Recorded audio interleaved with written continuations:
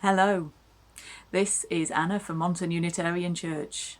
This is not how I ever imagined I would be leading worship on Easter Sunday of 2020, and yet here I am in my home, and there you are in yours, and we are together. In a moment I'm going to light our chalice candle to start our worship. You are welcome to light a candle of your own, or turn on an electric tea light if that feels safer, or to let me light mine and include you with it.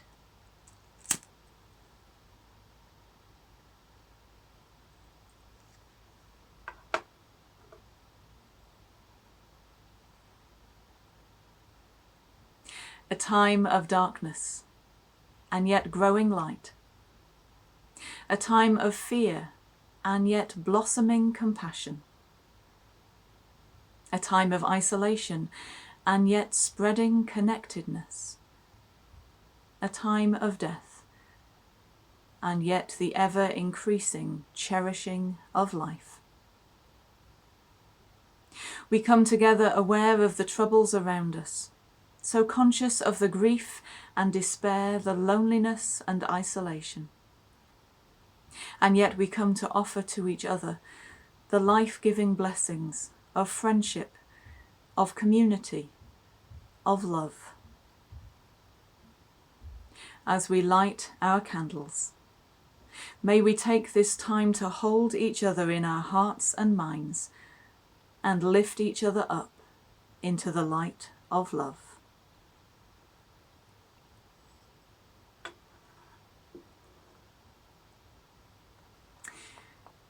Those of you who have service sheets will notice that I am not able to print a whole hymn because of copyright law.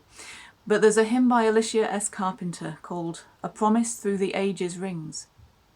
It's a reflection on the message of Easter, of spring, of new life.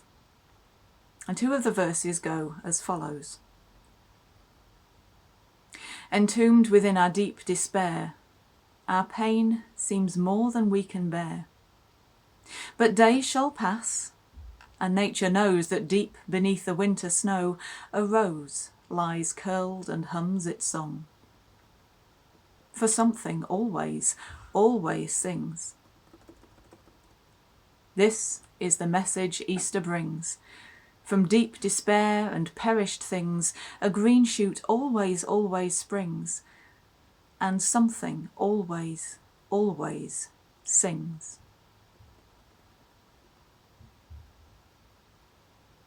And so let's join together in a prayer. Spirit of life and love, today we bring you our heartbreak. People we know and so many that we don't are suffering and frightened and dying and losing loved ones. And we feel helpless because we cannot reach out and hold them as we would normally do. But even though we come with heartbreak, we come also with hope. Because we know that death, however final it may feel when it first comes into our circle of life, is not the end. That we can and do go on to live again. As some of us remember the story of Jesus, dying because he would not let go of his principles and his faith, and yet empowering others through the strength of his life and message to grow community and move forward. And as others feel drawn by the power of nature to bring forth new life after the dark of winter, we would bring our own internal pain, our own mini deaths, as we travel through this unknown and difficult landscape, and find our own sense of hope, our own courage to move forward, our own new life. May we not seek to deny our pain or pretend that it isn't there, but to acknowledge it, to hold it up and honour it. For it is through our pain that we will find compassion, through our loneliness that we will value friendship, through fear that we will find hope, and through death that we will find life. Amen.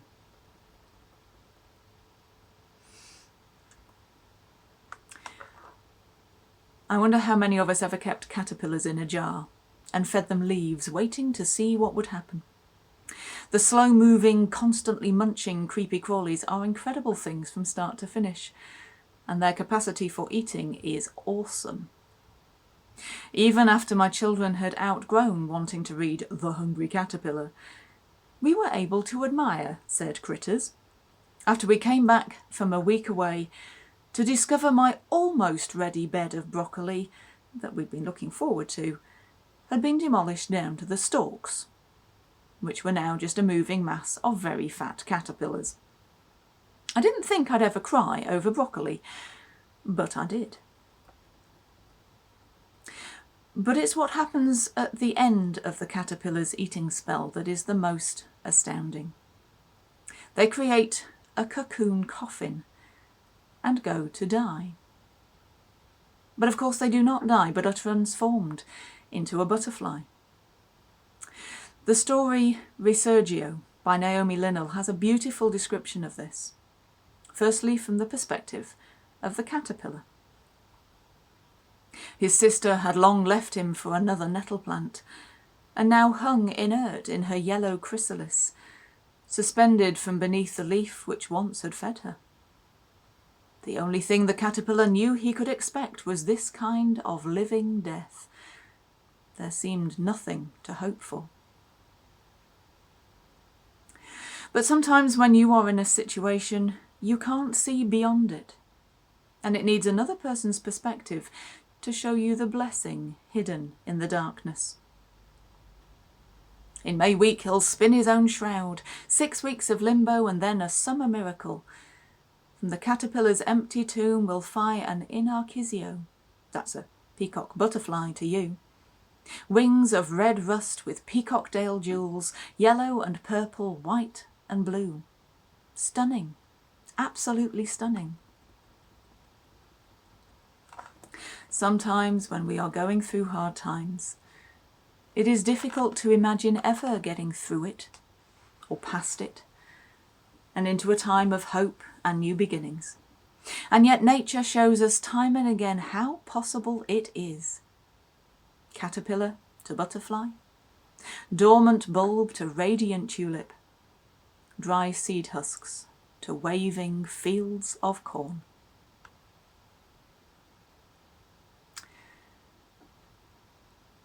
Easter Sunday. And around the world many Christians will be celebrating the death and resurrection of Jesus. Through this, his atonement for our sins and thereby his bringing of salvation. But there'll be a good number of Unitarian churches who'll be thinking more of Easter as an earth festival, the turning of the year and the rebirth of the flowers and plants, veneration of the goddess Eostre, or Ostara, Queen of Heaven. It's an uncomfortable time of year for some of us if we don't believe in the resurrection.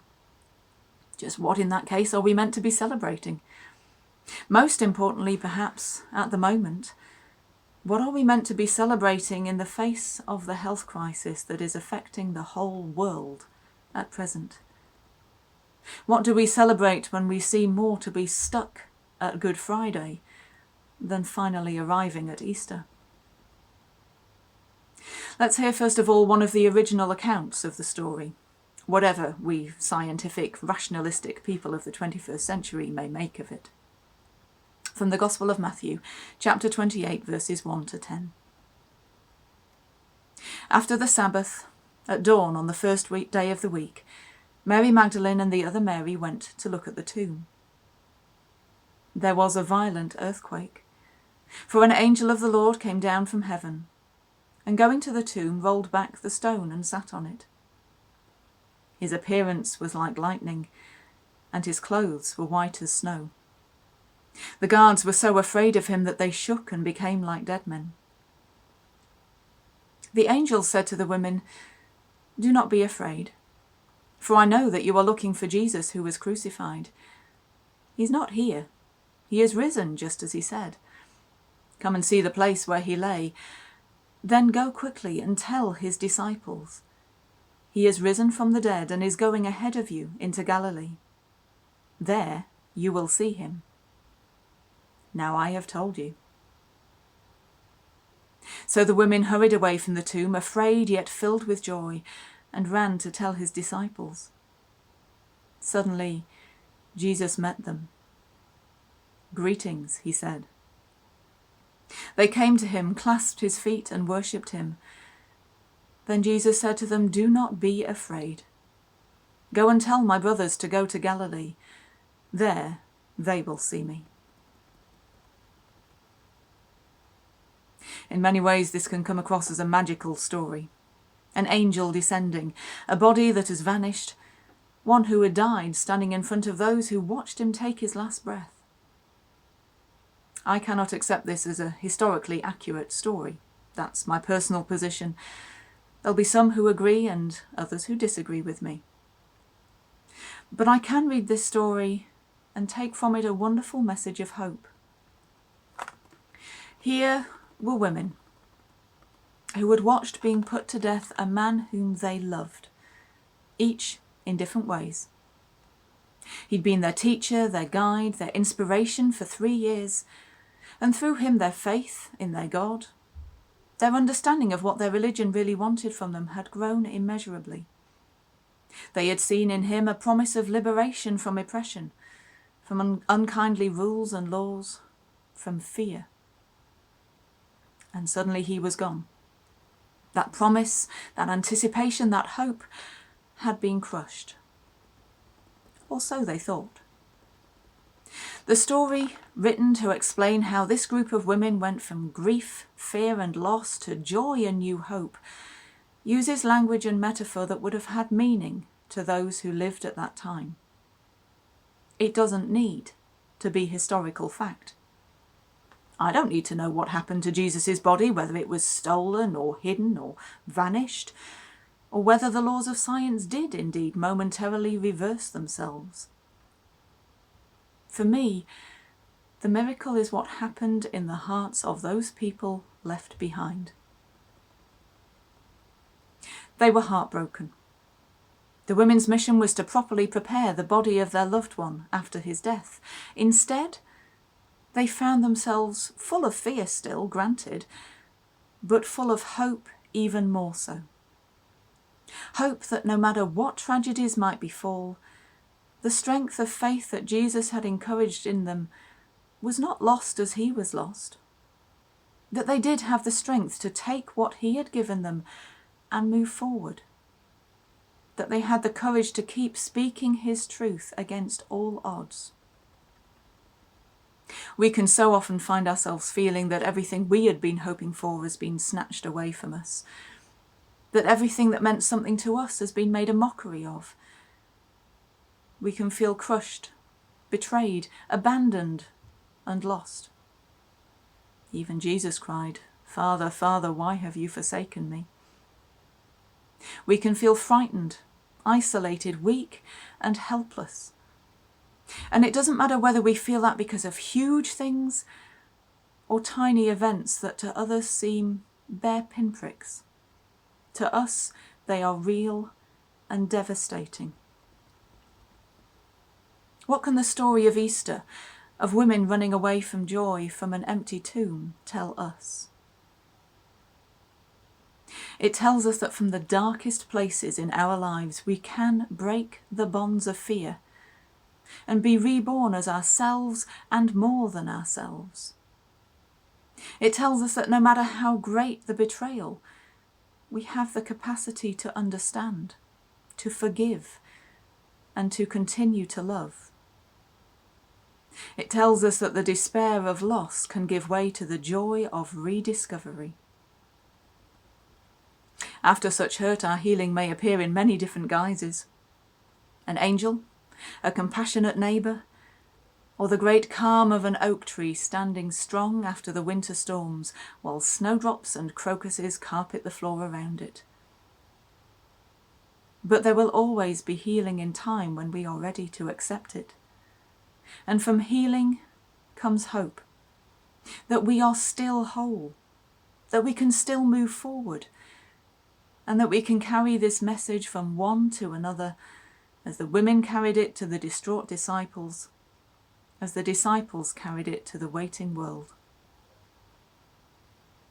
The caterpillar at first fears the cocoon and the apparent death, but then the time was right, finally passing over that threshold to his resurrection, dying to one part of his life and being born into the next. Jesus broke the bonds of his fears, from desperately crying out, "Take this cup from me, I cannot do this, it is too much for me to bear," to realizing that no matter how awful, his belief in his cause and his purpose will not let him back down. Back into despair at that final moment on the cross, "My God, why have you forsaken me?" And through to final healing, "Father, forgive them." The women broke the bonds of their fears, scared that they would be tainted by association with this man called criminal, yet they stood and bore witness to him as he died, and went back to anoint his body. Distressed and confused at his disappearance, yet they found an inner strength, an inner belief, and ran to tell their friends not to despair.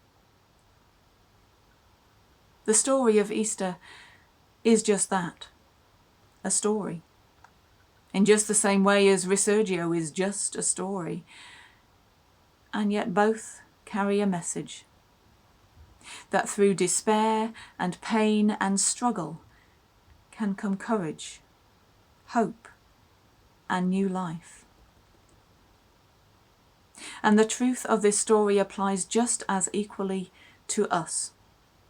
No matter our fear, our pain, our despair, our struggle, we can break the bonds that those emotions create and step forward with an inner strength, an inner belief, and be transformed.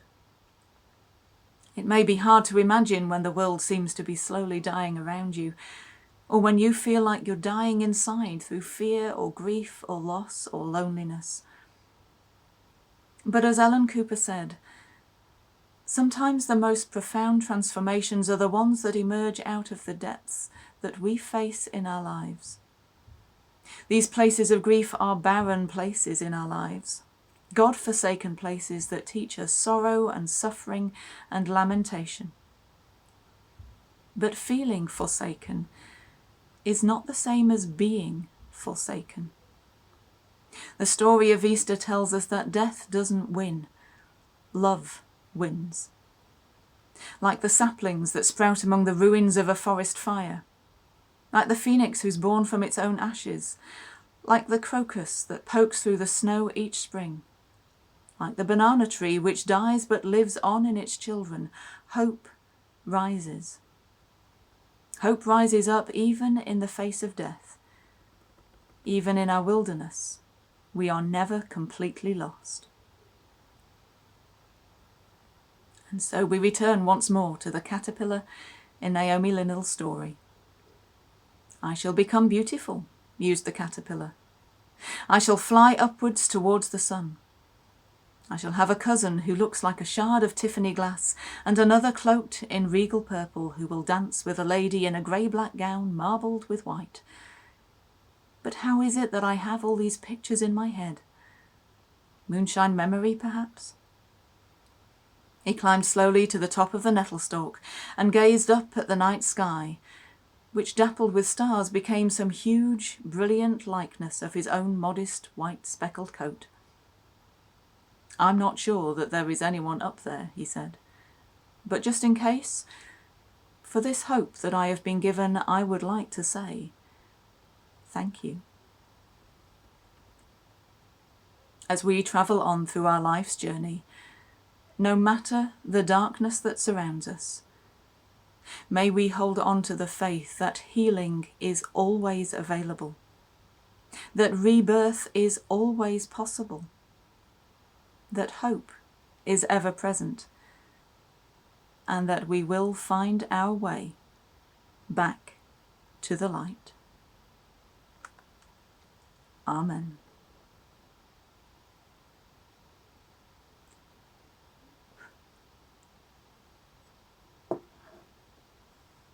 Stay safe even.